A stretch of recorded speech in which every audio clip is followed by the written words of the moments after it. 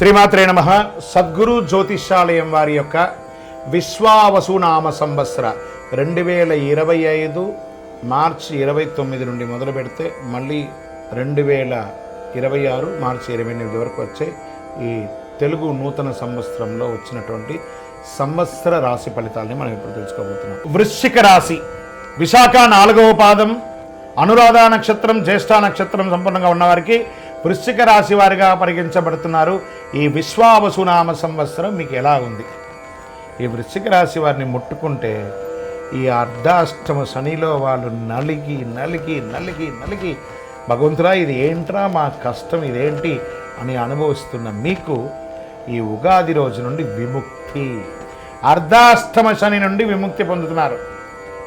చాలా అద్భుతంగా ఉంటుంది వీరికి. ఈ సంవత్సరం శని చతుర్థ పంచమంలో సంచరించడచే సమక్రమైన కాలం. అనేక సమస్యలు వచ్చిన, విశేషించి కళత్రపీడ, ఆస్తి కోల్పోవటం జరిగింది, శారీరక మానసిక శ్రమ, స్వస్థహాని, సంతానానికి ఇబ్బందులు కలిగినవన్నీ కూడా అన్నీ తొలగిపోతుంది. మర్యాద భంగమైన చోట విజయం సాధిస్తారు. స్వజన విరోధం కలిగిన చోట గెలుపు పొందుతారు. చైత్ర వైశాఖంలందు సప్తమ గురువు, కార్తీక మార్గశిరంలందు భాగ్య గురువు అగుటచే అనుకూలంగా ఉండగలడు. ఆరోగ్యం, రాజదర్శనం, ఇష్టకార్య సిద్ధి, గౌరవ మర్యాదలు, కీర్తి ప్రతిష్టలు కలుగుతాయి.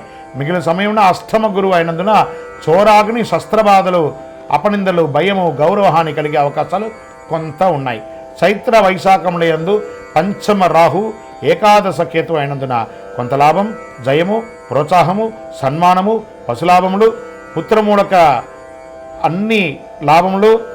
చతుర్థ రాహువు దశమ కేతు అయినందున వృత్తి, ఉద్యోగ, వ్యాపారములందు చిన్న చిన్న చిక్కులున్నా కూడా తొలగుతాయి. మాతృవర్గంలో పేచీలు, గృహం నందు చిన్న చిన్న అశాంతులు వచ్చే అవకాశం ఉన్నాయి. శ్రావణ భాద్రపదములందు మాఘ పాల్గొనములందు కుజానుకూలతతో భూగృహ సంపాదన అవకాశం కలుగుతుంది.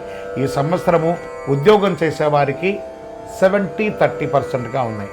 శని బాగున్నాడు, గురు కాస్త ఇబ్బంది పెడుతున్నాడు, మిగతా గ్రహాలు బాగున్నాయి. ఇలా వ్యాపారస్తులకి కొత్త వ్యాపారం ప్రారంభించకండి, ఉన్న వ్యాపారమే చాలా బాగుంది అని కూడా చెప్పచ్చు. విశేషంగా వృశ్చిక రాశి వారికి మంచి కాలం రాబోతుంది. ఉద్యోగస్తులకి మంచి స్థానంలో మీరు కోరుకున్నటువంటి ప్రమోషన్, ఇంక్రిమెంట్, అది ట్రాన్స్ఫర్స్ వచ్చే అవకాశాలు ఎక్కువ కనబడుతున్నాయి. విద్యార్థులు మంచి విద్య చదివి ఉద్యోగం కోసం ఎదురు చూస్తున్న వారికి మంచి ఉద్యోగాలు రాబోతున్నాయి. వివాహం కాని వారికి వివాహం, గృహప్రవేశాది శుభాది కార్యక్రమాలు ఎక్కువ జరిగే అవకాశాలు ఈ సంవత్సరం మెండుగా ఉంది అని కూడా చెప్పచ్చు. సర్వీస్ సెక్టర్ వారికి, ఐటీ రంగం వారికి కూడా చాలా బాగుంది.